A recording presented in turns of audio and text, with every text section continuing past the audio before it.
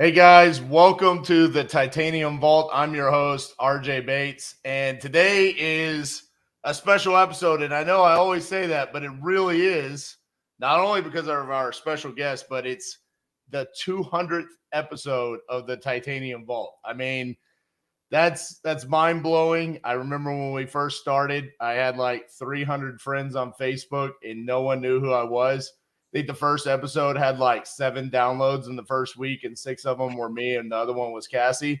So it's exciting to know that we lasted this long, 6 years of doing the podcast, 200 episodes. But I'm especially excited about today's episode because we have Jacob Blank with us. Jacob, how are you doing, man? Doing good, man. Thank you. I'm honored to be here, and especially the 200th episode. That's amazing. Damn, you've been doing this a long time to be at 200 episodes. Yeah, Props to you. Well, thank you. So Jacob and I actually met probably, what was it, like 6-7 months ago Yeah. in Milwaukee for the first time ever. And I was blown away, first of all, because I knew of Jacob. But how old are you now, Jacob? I'm 20 now. I'll be 21 in June. So he's almost legal to buy a drink in Yep. June. What I was blown away by is how humble he is at being such a young age, because you hear stories about this, young guys coming out making millions of dollars, but they're not normally the most humble of people out there. Jacob, very humble human being. Absolutely love that about him. So Jacob, thank you, man. Yeah, you know what? Like, your character is all you have. Your morals, what you stand by, is all you have. And so that's why it's important to never break that, And so I've always stayed true to who I am, but I also know you got to grab people's attention online. So I always wanted to lean into, hey, I'm this young guy going out there and crushing it, but hey, I'm also this real person that's super approachable and somebody that you can connect with on a level that matters. And so I really appreciate that you picked that up from me when meeting me. Absolutely. And what I wanted to talk about today is first of all, you inspire a lot of younger people because of who you are and your story and your success that you've had. But at what point in time did you say, hey, I'm going to become an entrepreneur, but I'm also going to document the journey so I can inspire people? Was that from day one, or is that something that you picked up along the way?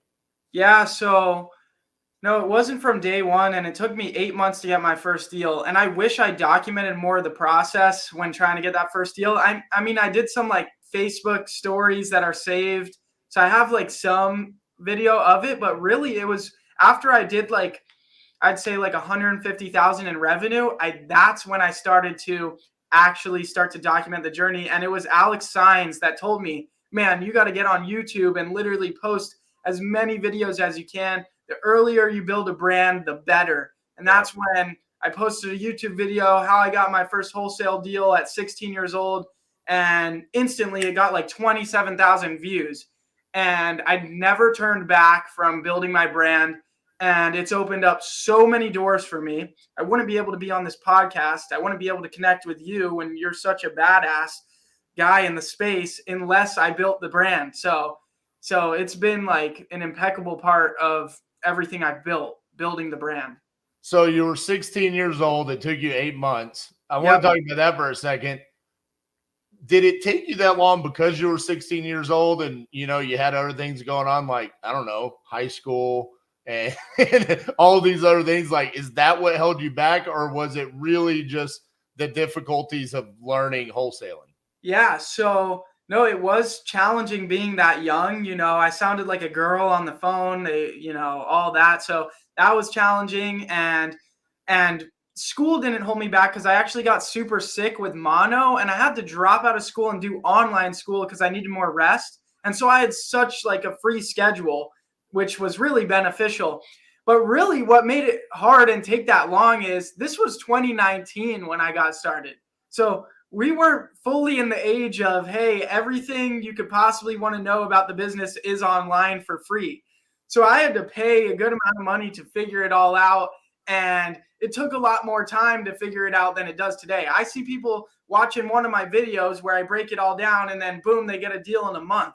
It wasn't like that for me. I went through tons of different steps, along like this evolution of becoming a wholesaler and actually closing my first deal that were really challenging. And there was many times where I felt like giving up. That's like over 200 and some days where I had to wake up every single day and make the decision to keep going forward and keep pursuing this or give up. And thank God every single day I woke up and decided to keep going.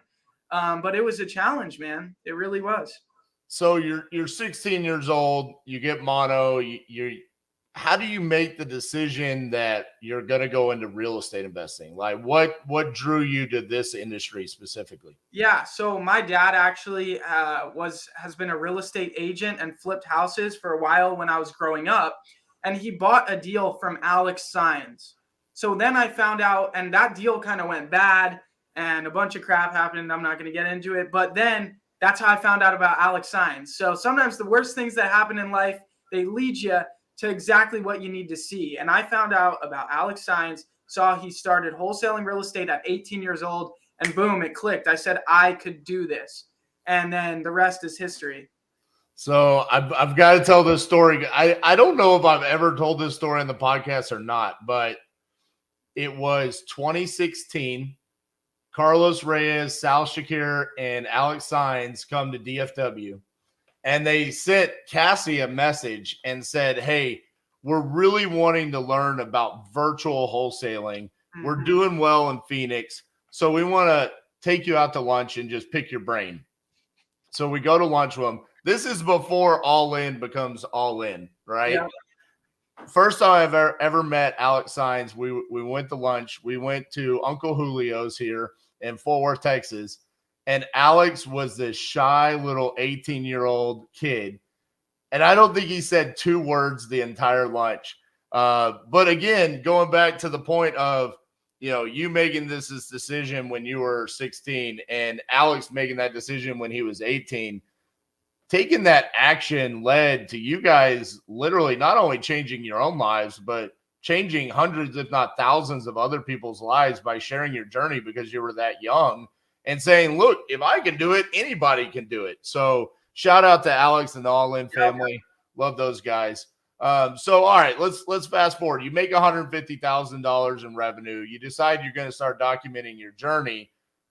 What does that look like with your business? You've made 6 figures at that point. When did it become more than just you and it actually started becoming a business?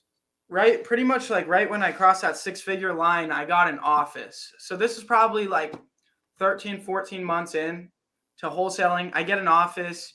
I'm there alone at the office for a while. No acquisition managers. Like I'm just trying to still figure it out. Then I start hiring, got a couple sales guys there. And really what I did was right when I got that first deal, I had like 4 cold callers at the time. Or no, I had 2 cold callers at the time I got the first wholesale deal. I instantly went to 5, I think it was. Then I went to 8, then I went to 12, then I went to 15. So now I had so many leads coming in where you get to that point where you're getting like between like 15 to 25 leads a day, and you're still trying to follow up with your old leads. Now you're completely overwhelmed. And so then I literally was forced to hire salespeople. And then I just kept upping the marketing from there. And I did just under $1 million in that first office in revenue in 1 year in 2020. And then COVID happened. So now we're at home. And then we still managed to do decent. We did retract a bit, but we decided to, not run for the hills and stick with the business. A lot of people were, jumping out of the game. So focused in, and then COVID got better. And now I'm here at my office in Scottsdale, Arizona. So continued to scale. And I've retracted a bit since the changes in the market. I think everybody has. I've gotten less staff, but we can say that the peak point of my business with expanded and scaled as much as possible was about 6 months back, like in July of 2022. I had 9 people working in the office, 1 disposition manager. The rest of the people were sales guys, 28 cold callers, between 28 to 34 cold callers at any given time. And we were crushing it, doing, 200, 250 grand a month, every single month. No matter what, like clockwork. That's awesome. I want to ask you because I know you and I had a conversation in Milwaukee. You were just asking me about that, like the expansion and the contraction of being a business owner. And I think that was the part for me that I kind of fell in love with you. I was like, dude, this kid's 20 years old and he's asking me questions that show he's really in the business. You know, I mean, most of the time, young people, they don't want to admit that, like, hey, it's not all perfect. You know, like, hey, leads have slowed down, or we have too many leads and not enough people. What should we do? How have you handled that as, 18, 19, 20 years old, where when things do start going bad, have you had growing pains dealing with that? Yeah, that's so crazy to think, man. That was like right before the changes start to happen. And I saw them coming. I'm like, hey, man, it's going to be time to retract. I know you've rebuilt multiple times because the whole 50 deals in 50 states was coming from, hey, my business isn't doing that great. Why? And I need to take control. I need to grab my business by the reins and really make a change. And so, man, that was a great conversation with you. But yeah, dude, I saw it coming. And I've learned so much having to retract and then rebuild. And every time you rebuild, David Old says this too, your business gets that much better. And so I know that I'm going into a even more amazing time in business now that I've retracted and rebuilt, and I'm working on rebuilding in a different direction. And it was very challenging. I had a ton of people working directly for me. I didn't have all my cold callers working from me from a call center. Majority of them worked for me directly. I had interpersonal relationships with 30 plus people that I had to now figure out whether they were staying or going.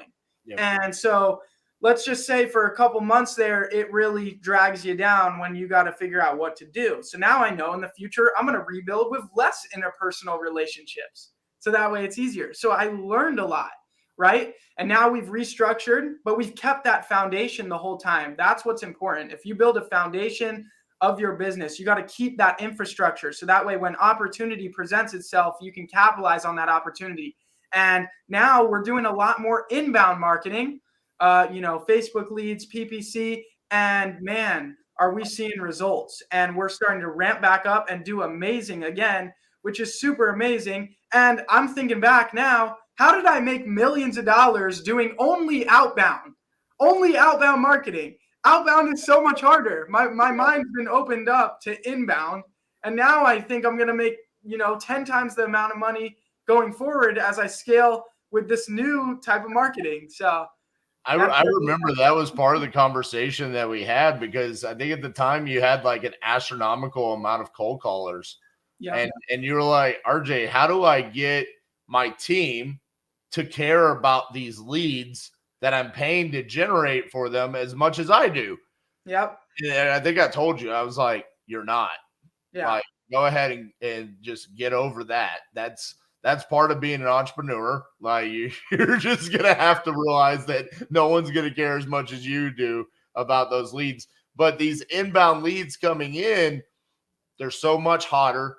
They're so much easier to close. It's so much better for everyone on your team than these outbound cold calls, texts, whatever you're doing. So yeah. And I jumped on the phone for fun this month, and I'm at 14 contracts myself this month. Damn, look at you. Oh man, hide the belts. Hide the belts. Don't want to take any of my King Closer stuff. Okay, so for the other people that are, in your age bracket that are thinking about scaling their business, and I think there's a certain degree, like the right person will never have this thought, but some people that are, 18, 19 years old, they might have this fear of like, how do I hire someone that's 40 years old and be their boss? Has that ever been an issue for you? Is that something you've had to overcome? Yeah, you can't do it. It won't work. And I've tried it. So I hired, there's two people you definitely can't hire when you're young. One is somebody who's worked at another wholesaling company before. And even if you're not young, it's going to be harder to hire them. They're stuck in their ways. They learn from somebody else. They think they know it better than you. They're not going to listen. Right. Yep. And so I've hired people that worked at All In, worked with Carlos, Alex, and it didn't work out.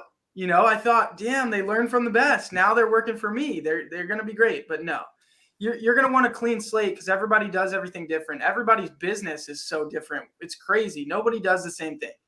So that's number one. And then with people that are older, it just doesn't work at all. They're not going to respect you. They're not going to listen to you. They think they know it better. So it just doesn't work. And then when you have to let them go because they only made 11 calls in their first 2 weeks when they're supposed to make 100 a day, and then they're upset that they want to bring to come back and pick up their coffee that they got for everybody after they're let go, and it's this whole thing, all this drama, then you realize you should really only hire people that are between 18 to 23 years old. Oh man, I love how specific you were there. It's almost as if you were telling a story. Yeah. I want to go back to the first point you made there about hiring someone who's previously worked for another wholesaler. I couldn't agree anymore, man. We have repeatedly attempted this where we've hired someone and they always interview amazing. Like it makes you feel, and honestly, I don't think it's necessarily like them specific. I think it is one of the things where they've been trained a certain way or they've had these experiences, and it's just really difficult for them to come into a new environment and just change their ways. So I think that's great advice to anyone listening.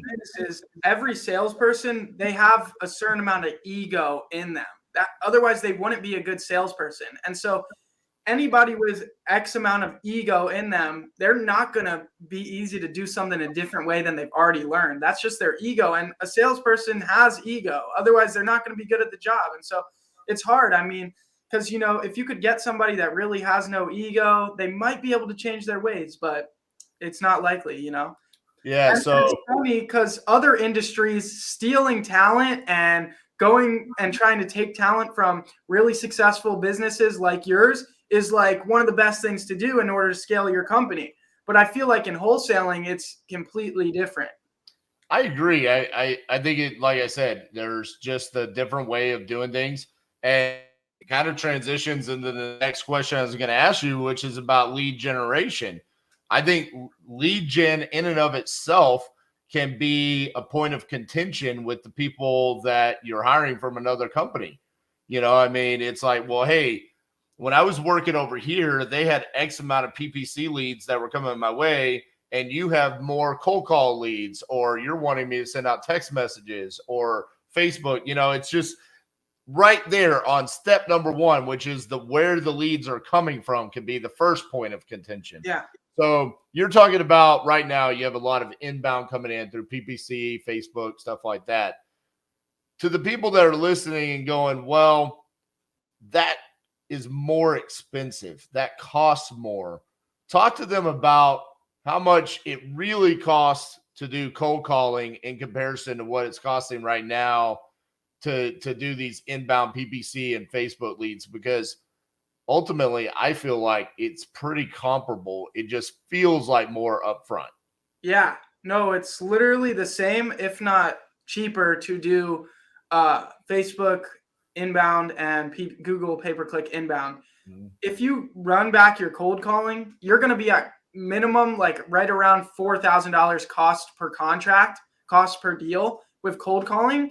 And when it comes to pay-per-click and Facebook ads, it's literally right around the same amount. You might even be, depending on how good you are at your conversion rate, you can get that down to $2,000 per deal with Facebook leads for sure. And so it's actually more affordable. You know, people just get worried because you don't know. The thing is, you don't know how to do cold calling either. You don't know how to run Facebook ads. So for some reason, people feel more comfortable doing the cold call thing. But you know, whatever marketing channel it is, you have no knowledge about it. So just go learn about it and do it. But I want you to focus on one. That's the problem that messes everybody up. They'll do some Facebook leads for a week and then not get anything and then give up. No wonder it didn't work. You tried for a week and then they'll go cold call and then they'll text and then they'll this. That's why people always fail. You just got to focus on one, you know? Yeah, it's funny you threw out those numbers there, $4,000 to a contract. So on speed to lead, which is what we use, that's our version of PPC. So instead of us managing our own PPC campaigns, we're cherry picking the leads that we're just purchasing from speed to lead. which are PPC inbound leads. It's just not a titanium website. It's a cash offer option website, right? Yeah. So I have told people repeatedly that it's 7 purchases of a lead to a contract on the initial dial. Those are my personal KPIs that I've done on every single live video with speed to lead leads. The average cost of a solid lead there, $400. So you're talking about $2,800 to get you to a contract, and you still will have 6 leads to do follow-up on. Yeah. So yeah, I mean, when you think about it, I think the reason why people enjoy cold calling more is because they can control the costs a little bit more. Most people, honestly, when they think about cold calling, though, they're not going to go hire VAs like you did. I mean, you said you had 2 cold callers before you even had your first deal, right? Yeah, so I was cold calling myself at first, and then I hired 2 cold callers to gain more traction. So I cold called myself for probably like 2 months, making 5,000 dials a day, 4 hours a day minimum, and then hired 2 cold callers. But see, that's my point, is you were doing that because you didn't know any better. I mean, you were 16 and it was just like, hey, I'm just going to cold call. But to some people, it's like, hey, they feel like that is the only affordable route they can go. Yeah. I tell my students, the ones that come to me and they say, I've got $500 or I've got $1,000. I'm like, the reality is you could live a slow death and you could start cold calling and burn up that money, or you could just let's just burn the bridges. Look, every marketing channel becomes affordable when your sales skills become exceptional. Every single marketing channel becomes affordable when your sales skills become exceptional. I know you would agree with that. And so it's more of a matter of like, hey, where are you going to get somebody on the phone that wants to sell, and then have you prepared?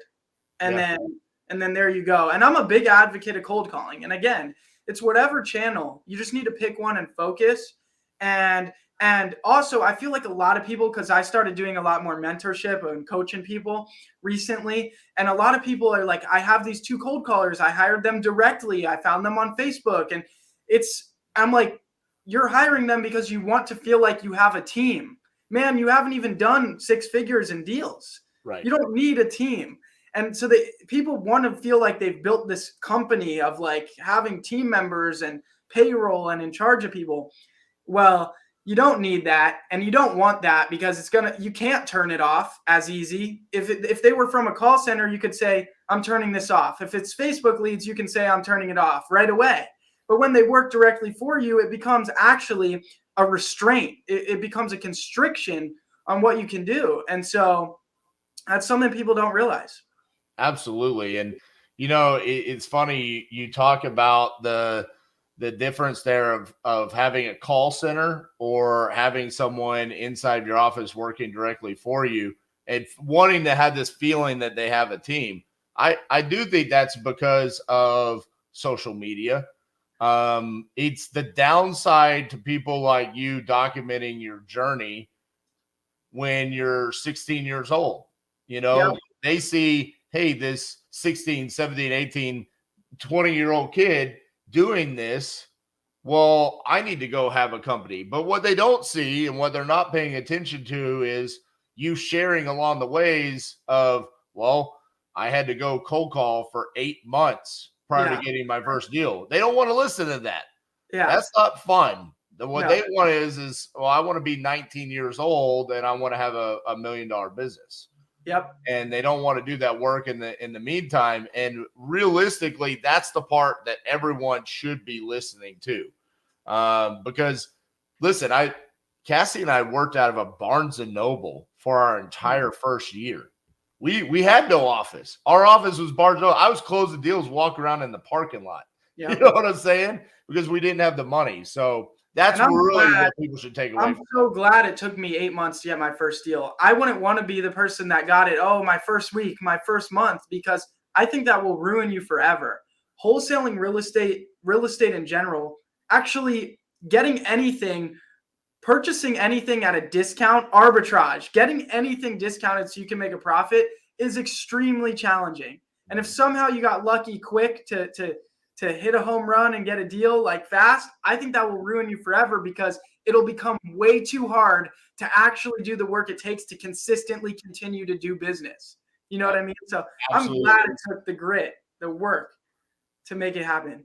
So let me ask you this, because you're 20 years old. What do you know what you want to do with your life?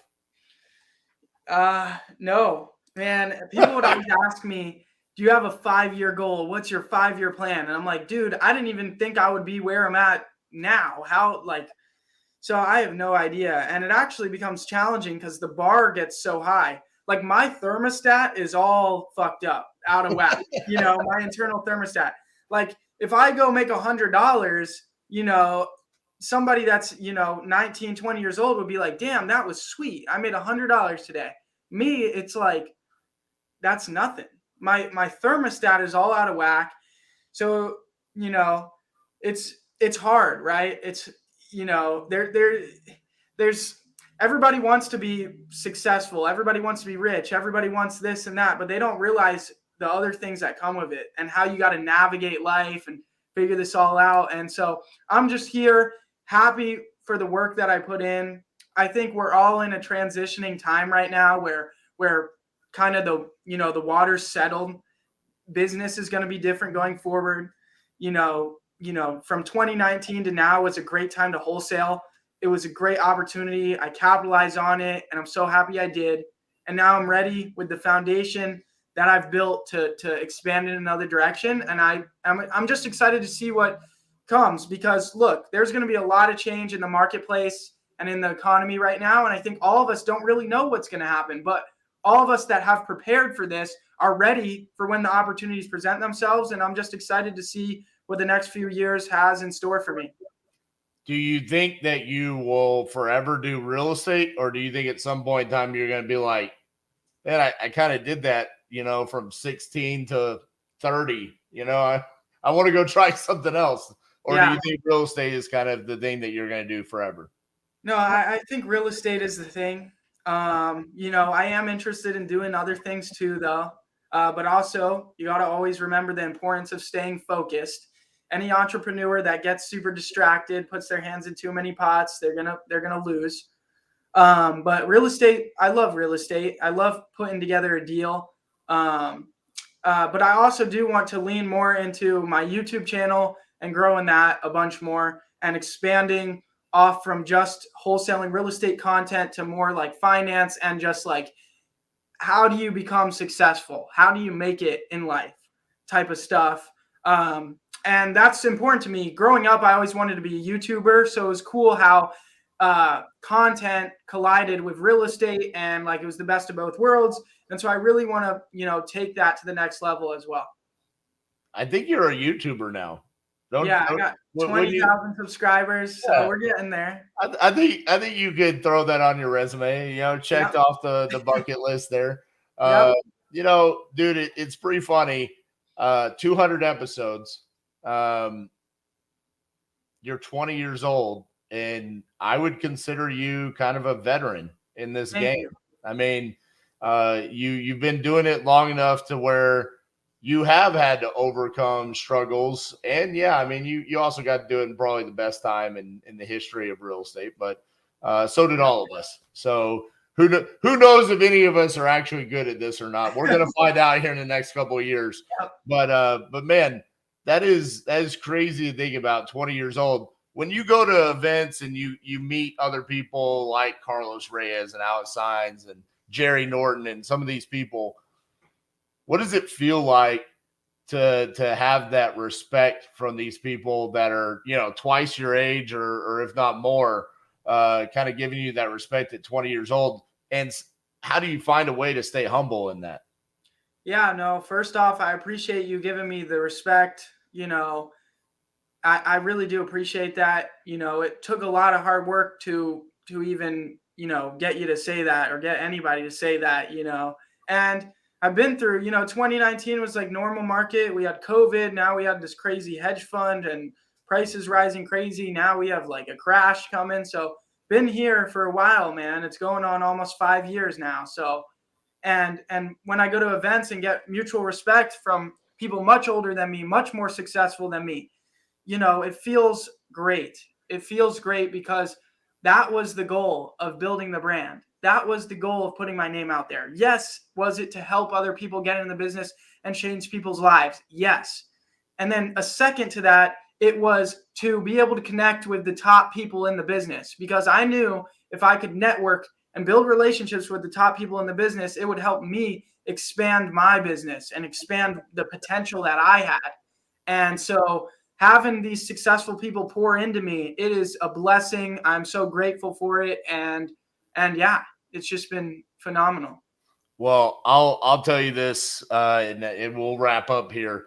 You and I were at that event together. We met. I said, super humble. The thing I loved about it is there was a couple of other young kids at that event. I watched them walk in the building. They acted as if they were the Kardashians walking into the building. They did not speak to anyone, minus the people that wanted to, tell them how amazing they were. You walked in the building, and I could tell, even though you are much more well-known than those other individuals, you are still a student of the game. You walked up to people that you respected, you asked questions, and you listened. And to me, that stands than anything, because that's the same thing that Jerry, he walks into a building. That's the same thing that Justin Colby does. They walk in and they ask questions, and then they listen. They don't talk about themselves. And that to me was the moment where I was like, Jacob's the real deal. I don't care what your business is doing today. I don't care about what struggles you're going through, if you are or if you're not. I know because of that mentality, you're going to be able to overcome whatever. And so that was the moment right there where I was like, dude, I really appreciate that from someone of your age, and also the stature that you built over 4 years. I mean, I think almost everyone, if they pay attention to the social media world in real estate investing, knows who you are. So that's really cool that you've been able to keep that level head and stay a student in the game. So thank you, man. Yeah, I'm just, honest and real. I think, I told you, I went to you and I said, hey, I'm struggling with this, this, and this. Nobody tells how they're struggling. There's a lot of like ego and stuff going on in this business where I'm only doing 500K a month. I never lose. But I went to you and I said, hey, man, I'm struggling with, my team doesn't like the leads. I need to fix this culture. What do I do? And man, we had a great conversation about what went on with you before you did the 50 deals in 50 states. You helped me out so much. And I really appreciate that you said all that about me, because that's who I am and that's who I try to be. Student of the game, honest, and there to learn from everybody.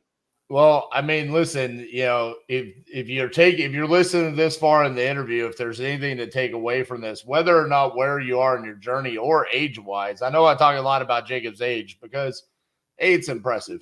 At some point in time, Jacob, just wants you to know you are going to be on podcasts where we no longer talk about your age. Yeah. And at some point in time, I don't know when that's going to happen. Maybe 25, we'll ignore you at that point in time. We'll just be like, this is Jacob. He used to be young. Now he's kind of old. But it's also about how he carried himself, how he went through things that most people aren't willing to do.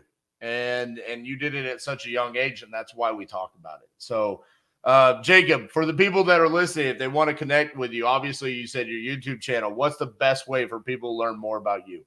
Yeah, Jacob Blank, pretty much on any platform. Jacob Blank _ on Instagram, but you could just go to jacobblank.com, my personal website, and everything there to connect with me is there. So awesome, man. Stay humble. I love your demeanor. I love your humbleness, man. I can't wait to watch the rest of your journey because you are so young and you're so far along in this game. I can't wait to see where it takes you. Thanks for joining us today, man. Thank you.